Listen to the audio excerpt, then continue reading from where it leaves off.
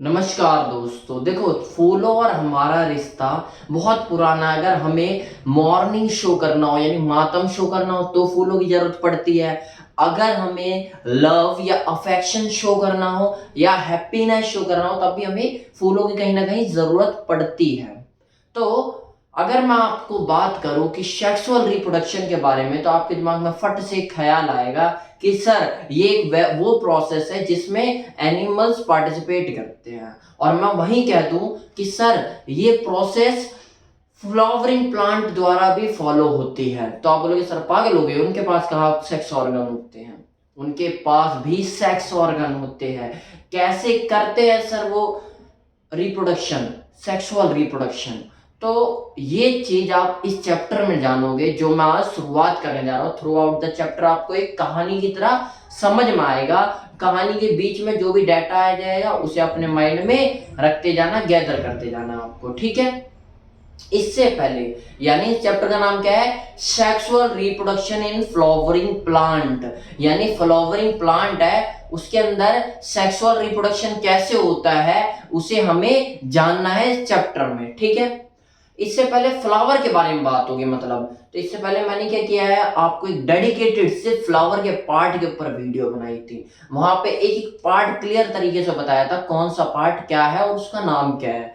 आज हम क्या देखेंगे? आज हम पार्ट 1 कवर करने जा रहे हैं इस चैप्टर का नाम क्या है? Sexual reproduction in flowering plant. यानी हमें फ्लावरिंग प्लांट में सेक्सुअल रिप्रोडक्शन कैसा होता है उसे जानना है।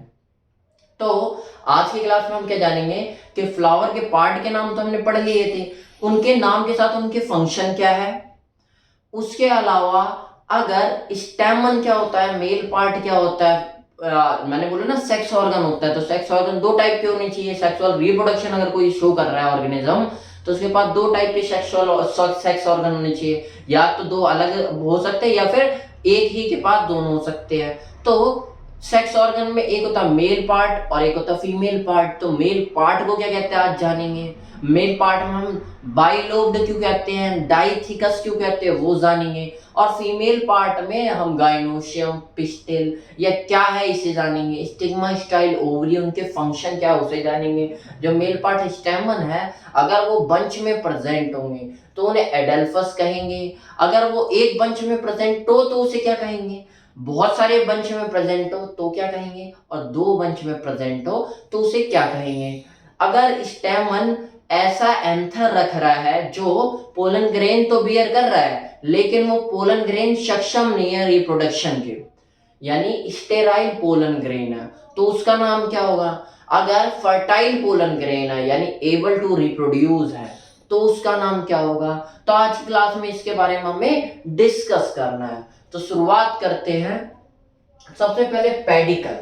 पेडिकल क्या होता है, मैंने आपको बताया था कि फ्लावर है, जैसे ये मान लो फ्लावर है, ये कहीं ना कहीं ये जाके स्टेम से जुड़ा होगा। ऐसे पेड़ पौधे में ऐसे तो जुड़ा रहता है, फ्लावर ऐसे निकले होते हैं। तो स्टेम से, ये जो स्टेम है इससे जुड़ा है, तो ये जो लंबी सी लाइन, ये स्टॉक दिख रही है ना, इसे हमने क्या कहा है कि ये पेडिकल है, ठीक है? यानी ये जो हिस्सा है, ये जो दिख रहा है ये लंबा सा हिस्सा, ये क्या है? पेडिकल है, ठीक है? और किससे जुड़ा रहता है? ये स्टेम से जुड़ा रहता है। अब एक बात बताओ, जुड़ा होगा मतलब जहां स्टेम और ये जुड़ते होंगे वो नोड होगा या इंटरनोड होगा? तो मैंने आपको बताया था कि इंटरनोड होता है स्टेराइल पार्ट, जहां से एबल टू रिप्रोडक्शन के काबिल नहीं होते। तो कौन सा पार्ट होगा? ये नोड पार्ट, ठीक है? जो मैंने आपको बताया वही मैंने लिख रखा है, पढ़ो क्या लिखा है। पेडिकल क्या होता है? It is stick like structure. आपको साफ साफ दिख रहा है कि ये स्टिक लाइक स्ट्रक्चर, एक डंडी के समान स्ट्रक्चर है, ठीक है? By which flower get attached to the node of stem. क्या बोला? जिससे कि फ्लावर नोड ऑफ स्टेम से, स्टेम के नोड से अटैच रहता है, ठीक है? उसके बाद बात करते हैं थैलेमस की। थैलेमस क्या होता है? देखो ये बेस ऑफ फ्लावर दिख रहा है, जहां पे क्या प्रेजेंट है? फूल पत्तियां भी और ये पेटल भी प्रेजेंट है और ये भी प्रेजेंट है, मेल पार्ट फीमेल पार्ट सारे प्रेजेंट है इस बेस पे। इसी बेस से सब चीजें निकल रही है। तो इस बेस को हम थैलेमस कहते हैं, जहां पे सभी चीजें फ्लावर की प्रेजेंट है। तो वही चीज लेकर रखा है। थैलेमस क्या है? Base of the flower, flower का बेस है। On which all the parts of flower are situated और प्रेजेंट, जहां पे फ्लावर के सारे पार्ट प्रेजेंट होते हैं। देखो प्रेजेंट होते हैं, यही तो ये थैलेमस पे सारे पार्ट प्रेजेंट है, ठीक है। उसके बाद बात करते हैं हम सेपल्स की। सेपल्स क्या होते हैं? सेपल्स होते हैं, जब आपने कली देखी हो, जो बड स्टेज देखी हो फ्लावर की, तो वो क्या होता है, बड स्टेज में फ्लावर खिला नहीं होता, ऐसे अंदर ही ढका होता है, क्लोज होता है फ्लावर। तो उस टाइम पे उसे ढकने वाला कौन सा होता है? उसकी जो पत्तियां होती है वही तो उसे ढक के रखती है। तो उन पत्तियों को हम सेपल्स या कैलिक्स बोलते हैं। क्या बोलते हैं? सेपल्स या कैलिक्स। सेपल होता है एक, और जब बहुत सारी पत्तियों को इकट्ठा बोलना हो तो हम कैलिक्स नाम दे देते हैं। इनका काम क्या है? जब ये फ्लावर बड़ स्टेज में होता है, जब वो मेच्योर नहीं हुआ होता, तो उसे प्रोटेक्शन प्रोवाइड कर रही है एक्सटर्नल फैक्टर से, एक्सटर्नल एनवायरमेंटल फैक्टर से। और जहां पर वो मेच्योर हो जाते हैं, तो मेच्योर होने के बाद वो खिल जाएंगे फ्लावर, और खिलने के बाद वो पत्तियां क्या करेगी? समवॉट फोटोसिंथेसिस, कहीं ना कहीं फोटोसिंथेसिस करने लग जाएगी। तो वही चीज मैंने लिख रखी है, पढ़ो क्या लिखा है। सेपल्स क्या होता है? इन बड स्टेज फ्लावर की, उसमें क्या करते हैं ये? इट प्रोवाइड प्रोटेक्शन, ये प्रोटेक्शन का काम करते हैं। उसके बाद इन मेच्योर स्टेज में क्या करते हैं? डू समवॉट फोटोसिंथेसिस, यानी फोटोसिंथेसिस करते हैं, ठीक है।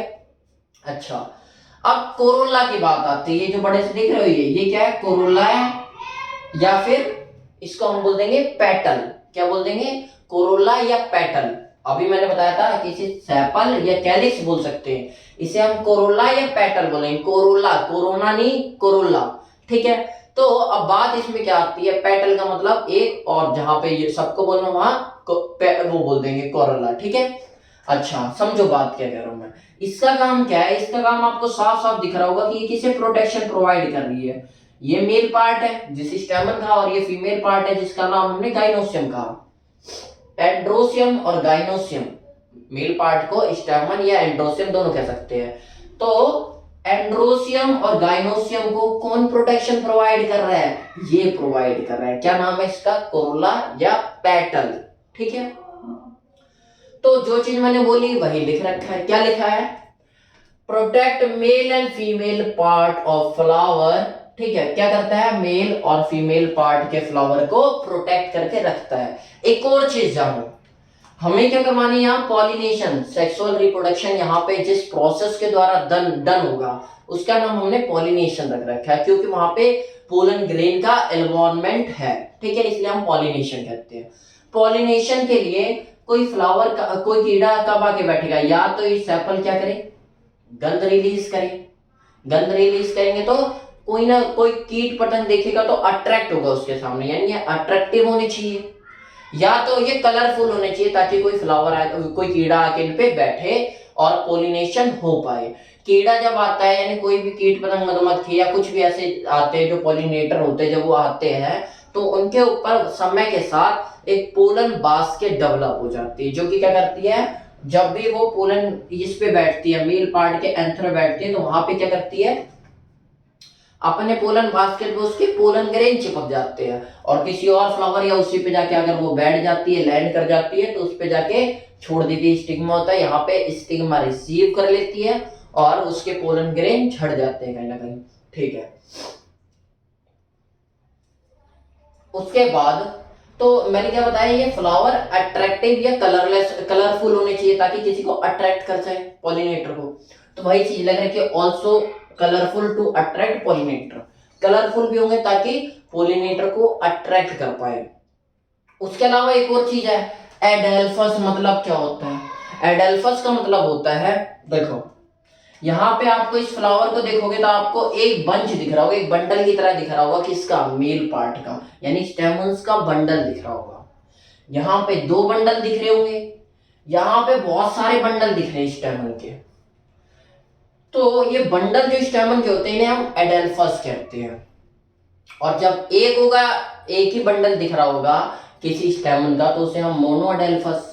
जब 2 बंडल होंगे तो डाई एडेल्फस, और जब बहुत सारे बंडल होंगे तो बहुत सारे को क्या कहते हैं? पॉली। तो इन्हें क्या बोलेंगे? पॉली एडेल्फस, ठीक है। उसके बाद एक प्लांटेशन की बात आती है, क्या? प्लेसेंटेशन। एक प्लेसेंटा होता है जो ह्यूमन के अंदर होता है, एक प्लेसेंटेशन होता है। प्लेसेंटेशन क्या होता है? ये क्या है? ओवरी है। ओवरी के अंदर क्या होगा? ओव्यूल होगा। क्या होगा? ओव्यूल होगा। जब ओव्यूल होगा, ओव्यूल की कोई ना कोई अरेंजमेंट रही होगी, ऐसे ऐसे या ऐसे, कैसे भी अरेंजमेंट रही होगी। तो ओवरी के अंदर ओव्यूल के अरेंजमेंट को ही हम क्या बोलते हैं? प्लेसेंटेशन। आगे मैं मॉर्फोलॉजी वाले चैप्टर में इनके पार्ट्स, टाइप सब डिस्कस करूंगा। और बस ये नाम आया कहीं ना कहीं एनसीईआरटी में, तो आपको मतलब समझ में आना चाहिए। क्या है प्लेसेंटेशन का मतलब? It is arrangement of ovule inside ovary. Ovary के अंदर ओव्यूल के अरेंजमेंट को ही हम क्या बोलते हैं? हम बोलते हैं प्लेसेंटेशन। उसके बाद कनेक्टिव टिश्यू। कनेक्टिव टिश्यू क्या होते हैं? जाइलम फ्लोएम, जो क्या काम करते हैं? न्यूट्रिशन प्रोवाइड करते हैं। ठीक है, कनेक्टिव टिश्यू या वेस्कुलर बंडल कह सकते हैं। ठीक है, जो चीज बोली वही लिखी हुई है, पढ़ो क्या लिखा है। कनेक्टिव टिश्यू क्या होते हैं? इट इज बंच और ग्रुप ऑफ वेस्कुलर या कंडक्टिंग बंडल्स, यानी जाइलम और फ्लोएम के ये क्या होते हैं? कंडक्टिंग बंडल होते हैं। It is responsible to transport nutrition to all the cells of flower. Mainly क्या होता है कि एंथर के पास क्या होता है? जब एंथर जुड़ा रहता है ना, तो एंथर को आप देखोगे ना, अभी बताऊंगा आपको, बाइलोब्ड होता है। तो यहाँ से कनेक्टिव टिश्यू गया होता है। ठीक है, तो ये क्या करता है? एंथर को न्यूट्रिशन प्रोवाइड करता है। तो कहीं ना कहीं मैंने वहां पे लिख रखा है nutrition to the all cells of anther. Anther को न्यूट्रिशन प्रोवाइड करता है कौन? Connective tissue. उसके बाद में हम मेल पार्ट और फीमेल पार्ट दोनों को डिस्कस कर लेते हैं। पहले मेल पार्ट की जगह फीमेल पार्ट समझो, क्योंकि फीमेल पार्ट थोड़ा छोटा है, जल्दी समझ में आ जाएगा। फीमेल पार्ट क्या है? फीमेल पार्ट ऑफ फ्लावर, यानी जहां से फीमेल पार्ट, मेल पार्ट का मतलब क्या होगा? वो पार्ट जो रिप्रोडक्शन में काम आता हो, मेल पार्ट उसे कहेंगे। ठीक है, फीमेल पार्ट मतलब फीमेल का वो पार्ट, यानी female reproductive part. Female reproductive part को हम फ्लावर में नाम देते हैं गाइनोसियम, कार्पल या पिस्टिल। कार्पल का मतलब होता है एक ओवरी, लगभग ओवरी की यूनिट को हम कार्पल कहते हैं। और जनरली जब बहुत सारे हो जाते हैं तो पोलीकार्पल, बहुत सारे कार्पल हैं। क्या करते हैं आजकल के जो इवॉल्व होने के बाद, एवोल्यूशन के बाद फ्लावर क्या होते हैं? जनरली फ्यूज हो जाते हैं, और फ्यूज होने के बाद वो बहुत सारे कार्पल एक ओवरी बना लेते हैं, इसलिए हम उसे कार्पल या फिर पिस्टिल दोनों कह सकते हैं। ठीक है, तो फीमेल रिप्रोडक्टिव पार्ट कौन से मैंने आपको बता दिया, गाइनोसियम, पिस्टिल या कार्पल, कुछ भी कह सकते हैं, गाइनोसियम, कार्पल या पिस्टिल। ठीक है, दिखता कैसे है? ये फीमेल रिप्रोडक्टिव पार्ट है, मैंने बड़ा करके आपको दिखा दिया। ठीक है, अच्छा अब याद करो, इसके ऊपर वाले पार्ट को हम स्टिग्मा बोलेंगे, इसे स्टाइल बोलेंगे, इसे ओवरी बोलेंगे। स्टिग्मा, स्टाइल, ओवरी, तीन चार बोलो, तीन चार बार बोलो बार बार, तो आपको याद हो जाएगा। Stigma, style, ovary, stigma, style, ovary, stigma, style, ovary, stigma, style, ovary. I hope आपको समझ में आ गया होगा। तो स्टिग्मा का काम क्या है? स्टिग्मा का काम क्या है? जहां पे पॉलिनेटर के बैठता है, मतलब ये एक लैंडिंग प्लेटफॉर्म की तरह काम करता है, जहां पर पोलिनेटर आके बैठेगा और पोलन ग्रेन रिलीज करेगा। ठीक है, तो क्या है? It acts as landing platform, ये लैंडिंग प्लेटफॉर्म की तरह काम करता है to receive pollen grain at the time of pollination. Pollination के टाइम पे पोलन ग्रेन ताकि रिसीव हो सके किसी पॉलिनेटर से, उसके लिए एक लैंडिंग प्लेटफॉर्म की तरह काम करता है। कौन? स्टिग्मा। तो स्टिग्मा का एक काम समझ में आया। अच्छा, अब आपको पता होगा पोलन ट्यूब के बारे में, आपने अगर पढ़ा हो तो आपको पता होगा कि जो भी पोलन ग्रेन आके बैठता है, जो भी पोलन ग्रेन यहाँ आके बैठता है, उसमें से एक पोलन ट्यूब रिलीज होती है। और पोलन ट्यूब के अंदर क्या होता है? Male gametophyte. अब एक बात बताओ, पोलन ग्रेन के मन में आ गया कि हाँ भाई मैं पोलन ट्यूब रिलीज करूंगा? नहीं, क्या करेगा आपको ही पता है, जब आदमी को ओवर ईटिंग बहुत ज्यादा खवा दोगे तो वो फट जाएगा उसका पेट। तो ऐसी पोलन ग्रेन के साथ होता है।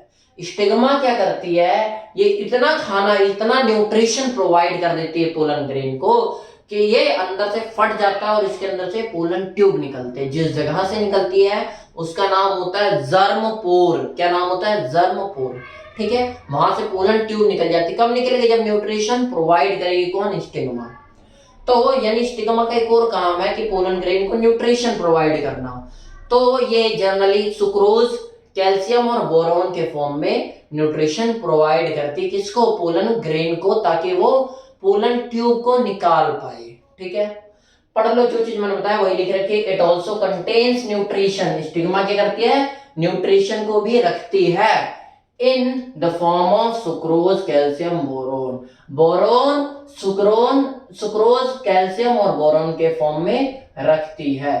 और ये किसे प्रोवाइड की जाती है, पोलन ग्रेन को, ताकि वो पोलन ट्यूब निकाल पाए। तो वही चीज लेकर क्या पढ़ो, क्या लिखा है, this nutrition provided to the pollen grain, pollen grain को न्यूट्रिशन मिलेगा, elongation and germination of pollen tube, ताकि पोलन ट्यूब का जर्मिनेशन हो पाए। ये रही पोलन ट्यूब। अब पोलन ट्यूब का काम क्या होगा, pollen tube male gamete carry करेगी, वही चीज लिख रखी है, ट्रांसपोर्ट या कैरी कौन करेगी, ये मेल गैमेट पोलन ट्यूब करेगी। ये जो रेड सा दिख रहा है आपको, ये पोलन ट्यूब दिखा रखा है मैंने। इट विल ट्रांसपोर्ट या carry male gamete from stigma to ovary. ठीक है, ये स्टिग्मा से ओवरी तक ले जाएगी पोलन मेल गैमेट को। अब बोलोगे सर, आपके दिमाग में एक सवाल आना चाहिए, सर मेल गैमेट तो मोटाइल होते हैं, तो इन्हें क्या जरूरत है पोलन ट्यूब की। याद रखना, प्लांट्स के अंदर मेल गैमेट नॉन मोटाइल होते हैं। जब मेल गैमेट नॉन मोटाइल होते हैं तभी तो इसे पोलन ट्यूब की जरूरत पड़ी, पोलन ट्यूब से ही खसक के आ रही है। ठीक है, अच्छा आगे बात करते हुए हम जानते हैं कि स्टाइल कहते हैं, क्या कहते हैं इसे, स्टाइल। ये जो बीच वाला पार्ट दिख रहा है जो ओवरी स्टिग्मा को कनेक्ट कर रहा है, उसका नाम क्या है, स्टाइल। ठीक है, ये जो स्टिग्मा और स्टाइल ओवरी को कनेक्ट कर रहा है उसका नाम क्या है, स्टाइल। अच्छा, अब ये स्टाइल का काम क्या है, ये क्या करेगा, एक रास्ता प्रोवाइड कर रहा है पोलन ग्रेन को। हम पोलन ग्रेन या मेल गैमेट बोल सकते हैं।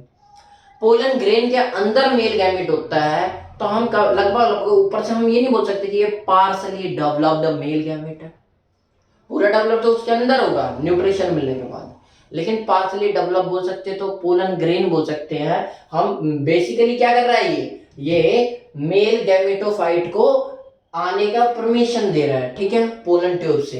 तो पोलन ट्यूब है किसका हिस्सा, पोलन ग्रेन का।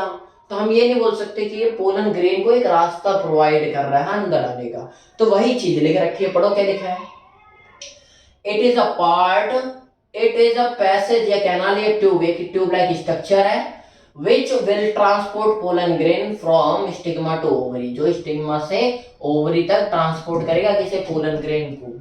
पोलन ग्रेन तो ऊपर आ गया उसकी पोलन ट्यूब को। ठीक है, उसके अंदर मेल गैमेटोफाइट होगा। जो कहना चाहता है वो लाइन मैंने बता दी, और ये एनसीईआरटी की लाइन थी, तो ऐसे भी मैंने टेप दिया। ठीक है, अच्छा अब याद करो, ओवरी तक मैंने क्या बोला, स्टिग्मा से ओवरी तक। ये ओवरी क्या होती है, ओवरी वो पार्ट होता है जिसके अंदर ओव्यूल होगा। ओव्यूल के अंदर क्या होगा, फर्टिलाइजेशन होगा। ठीक है, ओवरी क्या होती है, वो पार्ट होता है जो कि ओव्यूल को कंटेन करती है और फर्टिलाइजेशन होता है। अब पढ़ो क्या लिखा है मैंने, it is a part, ovary का एक पार्ट है, विच कंटेन्स ओव्यूल, जो कि ओव्यूल्स को कंटेन करता है और यहीं पे फर्टिलाइजेशन होता है, एंड हेयर फर्टिलाइजेशन अकर्स। अब ओव्यूल क्या होता है, ओव्यूल एम्ब्रियो सैक के लिए रहता है, क्या होता है, एम्ब्रियो सैक रखता है। ओव्यूल के अंदर एम्ब्रियो सैक होता है। एम्ब्रियो सैक के अंदर फीमेल गैमेटोफाइट होता है। जब मेल गैमेटोफाइट वहां पोलन ट्यूब के द्वारा पहुंचेगा तो उन दोनों का फर्टिलाइजेशन होगा, ताकि जाइगोट का फॉर्मेशन हो सके। ठीक है, तो वही चीज लिखी हुई है, it contains embryo sac, ovule embryo sac को कंटेन करता है, और एम्ब्रियो सैक के अंदर क्या होता है, इट कंटेन्स मेल या फीमेल गैमेटोफाइट। यानी एम्ब्रियो सैक के अंदर क्या होगा, फीमेल गैमेटोफाइट और मेल गैमेटोफाइट पोलन ट्यूब से आएंगे, मैंने आपको बता ही दिया।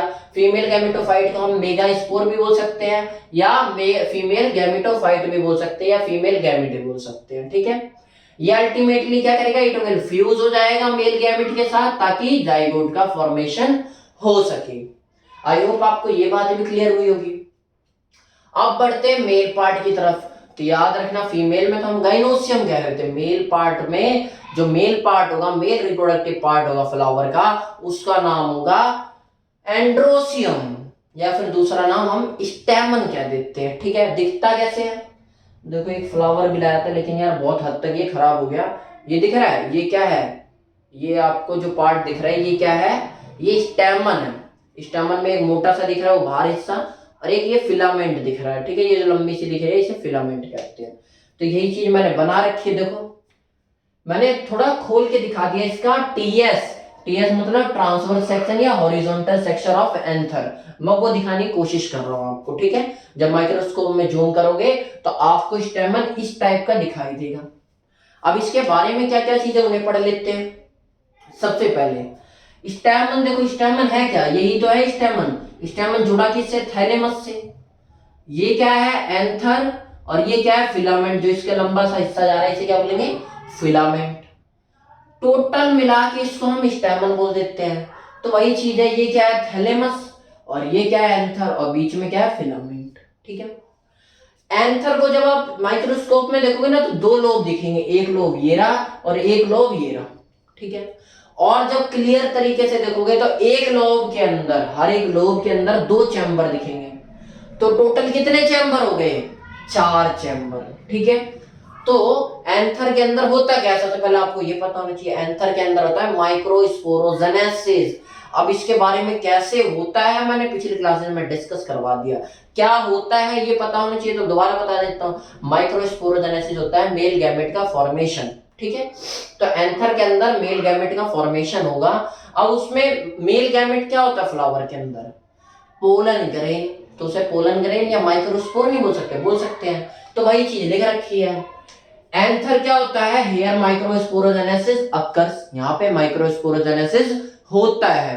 नाम क्या है, यानी फॉर्मेशन ऑफ माइक्रोस्पोर का बनना, या फिर मेल गैमेटोफाइट या पोलन ग्रेन का बनना। अच्छा, अब याद रखना कि एंथर जो होता है कैसा दिख रहा है, दो लोब की तरह दिख रहा है, तो इसे हम बाइलोब्ड कह देते हैं। और ये जो आपको दिख रहा है ना एंथर, ये भी 2 लेयर से बन रहा है, ठीक है। तो ये 2 लेयर को थीका कहते हैं, एक लेयर को। तो 2 लेयर है तो क्या हम 2 लेयर को डाइथिकस नहीं बोल सकते, बोल सकते हैं। तो एंथर को हम ऐसे बोलते हैं कि इट इज बाइलोब्ड एंड डाइथिकस। तो आई होप इस लाइन का मतलब समझ में आया। बाइलोब्ड मतलब 2 लोब और डाइथिकस मतलब 2 आउटर प्रोटेक्टिव कवरिंग, ठीक है। अच्छा, अब बात करते हैं ये जो लंबा सा गया है इसे हमने क्या बोला, फिलामेंट। फिलामेंट क्या होता है, फिलामेंट होता है जो ये एंथर है और थैलेमस है इसे कनेक्ट कर रहा है, एक डंडी की समान स्ट्रक्चर है नहीं। तो इसे हम क्या बोलेंगे, it is stick like structure, एक डंडी के समान स्ट्रक्चर है जो कि एंथर और थैलेमस को कनेक्ट कर रहा है। Which connects anther and thalamus, जो कि एंथर और थैलेमस को कनेक्ट कर रहा है। कौन, फिलामेंट, ठीक है। तो फिलामेंट क्या होता है ये भी आपको समझ में आ गया। उसके बाद थैलेमस क्या होता है मैंने आपको बता दिया था, बेस, जो मेन बेस होता है। तो थैलेमस क्या होता है, बेस को कहते हैं, ठीक है। अच्छा, उसके बाद बात करते हैं फिलामेंट अटैच्ड टू। देखो फिलामेंट को आप देखोगे तो इसके सामने क्या दिख रहा है, थैलेमस, और सामने को हम प्रॉक्सिमल बोलते हैं, प्रॉक्सिमल एंड। और जो दूर वाला हिस्सा होता है उसे क्या बोलते हैं, डिस्टल। तो एनसीईआरटी में एक बहुत सुंदर लाइन लिखी हुई है, उसका मतलब मैं आपको बताना चाह रहा हूं। थैलेमस अटैच्ड, फिलामेंट अटैच्ड, तो ये जो फिलामेंट है अटैच्ड टू थैलेमस, थैलेमस से अटैच रहता है सामने की तरफ से, तो हम क्या बोलेंगे इसे proximal end. Attached to from its proximal end, इसके प्रॉक्सिमल एंड के सामने यानी सामने से अटैच होता है। और दूर वाले स्टिल को डिस्टिल बोलते हैं। तो फिलामेंट अटैच टू एंथर, ये एंथर से अटैच होता है, कैसे, फ्रॉम इट्स डिस्टल पार्ट, दूर वाले हिस्से से अटैच होता है।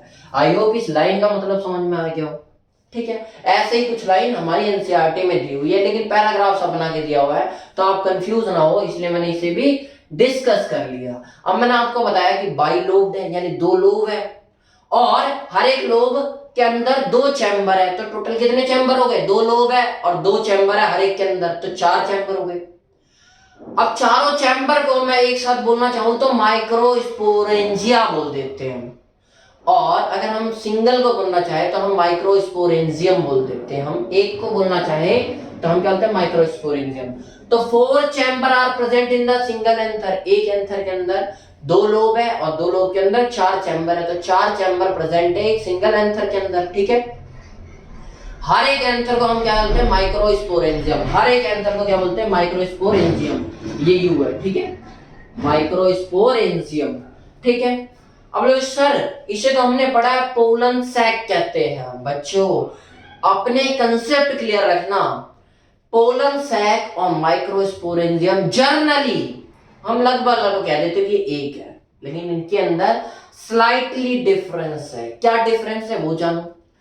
माइक्रोस्पोरेंजियम क्या होता है, जिसके अंदर माइक्रोस्पोर, नाम से समझ में आ रहा है, माइक्रोस्पोरेंजियम मतलब जिसके अंदर माइक्रोस्पोर। माइक्रोस्पोरेंजियम के अंदर क्या होता है, स्पोरोजिनस टिश्यू होता है। ये टिश्यू क्या करता है, give rise to pollen grain, जो कि आगे चल के पोलन ग्रेन को देता है।